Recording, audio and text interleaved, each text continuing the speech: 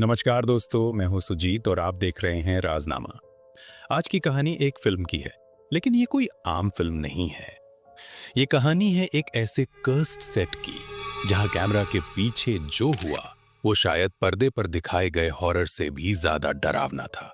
हम बात कर रहे हैं द एक्सोर्सिस्ट की, एक ऐसी फिल्म जिसे आज भी लोग दुनिया की सबसे डरावनी फिल्म मानते हैं। लेकिन क्या आप जानते हैं इस फिल्म के पीछे जो घटनाएं हुई वो किसी भूतिया कहानी से कम नहीं है।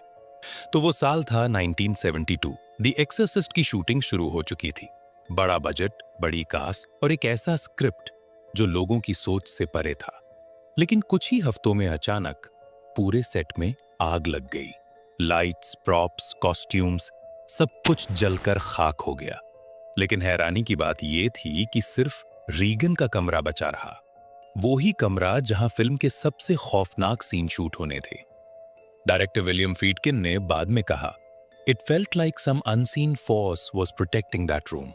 और अब तक शूटिंग के दौरान और रिलीज से पहले कम से कम 9 लोगों की मौत हो चुकी थी। जैक मैकगाउरन जो बर्क डेनिंग्स का रोल निभा रहे थे, फिल्म पूरी होते ही चल बसे। बासिलिकी मलियारोस जिनका रोल था रीगन की मां, उनका भी निधन हो गया। एक नाइट वॉचमैन और एक स्पेशल इफेक्ट्स आर्टिस्ट, दोनों की असामयिक मौत हुई। और सबसे डरावनी बात ये, जिन कलाकारों की फिल्म में मौत दिखाई गई वो असली जिंदगी में भी मारे गए। क्या ये सिर्फ कोइंसिडेंस था या फिर कोई इनविजिबल पावर इस फिल्म से नाराज थी? रीगन की मां का किरदार निभा रही एक्ट्रेस एलन बर्स्टन एक सीन में अपने बच्चे को बचाने के लिए जोर से गिरती हैं। इस सीन के लिए डायरेक्टर ने उन्हें हार्नेस से खींचकर जमीन पर फेंका। उनकी स्पाइन में गहरी चोट लगी और उस सीन में जो चीख आप सुनते हैं वो कोई एक्टिंग नहीं थी।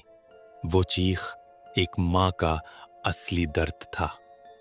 डायरेक्टर ने उसी रियल शॉट को फाइनल फिल्म में रखा और अब तक सेट पर हो रही अजीब घटनाओं से परेशान होकर डायरेक्टर विलियम फ्रेडकिन ने एक असली पादरी को बुलाया, फादर थॉमस बर्मिंघम। उन्होंने पूरे सेट को ब्लेस किया, होली वाटर का छिड़काव किया और कास्ट से कहा, आप लोग जिस ताकत से खेल रहे हैं उसे मजाक मत समझिए। साल 1973 में जब द एग्जॉर्सिस्ट रिलीज हुई तो ऑडियंस का रिएक्शन पूरी तरह अनएक्सपेक्टेड था। लोग डर के मारे बेहोश हो रहे थे। कई लोगों को उल्टियां और पैनिक अटैक्स आए। कुछ थिएटर्स में तो एम्बुलेंसेस तक रेडी रखी गई थीं। एक दर्शक की तो फिल्म देखते वक्त हार्ट अटैक से मौत हो गई। उसके परिवार ने वार्नर ब्रदर्स पर केस कर दिया। कहते हैं ये फिल्म सिर्फ एंटरटेनमेंट नहीं थी, ये एक खतरनाक अनुभव था।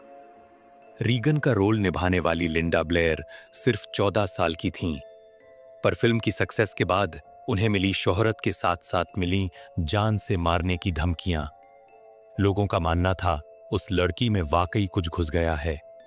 यूएस गवर्नमेंट को उसे प्रोटेक्शन में रखना पड़ा। सोचिए, एक छोटी बच्ची जो सिर्फ एक्टिंग कर रही थी अब लोगों की नजरों में शैतान बन चुकी थी। सेट पर टेक्निकल ग्लिचेस आम बात बन चुकी थीं। फुटेज खुद मिट जाती थी, साउंड डिस्टॉर्ट हो जाता। अचानक तेज सांसों और गुस्से भरी आवाजों की रिकॉर्डिंग्स मिलने लगीं।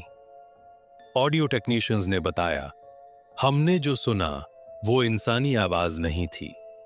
तभी कुछ क्रू मेंबर्स ने काम छोड़ दिया। कहते हैं वहां कुछ और भी था जो नहीं चाहता था कि ये फिल्म बने। और डायरेक्टर फ्रीडकिन ने बाद में खुद कहा, इट फेल्ट लाइक समवन और something was trying to stop this film. बहुत से लोग मानते हैं द एग्जॉर्सिस्ट सिर्फ एक फिल्म नहीं थी, ये एक दरवाजा थी अंधेरे की तरफ। तो दोस्तों, ये थी द एग्जॉर्सिस्ट की सच्ची डरावनी दास्तान। एक ऐसी फिल्म जो लोगों को आज तक डराती है, पर उससे भी ज्यादा डरावनी है इसकी हकीकत।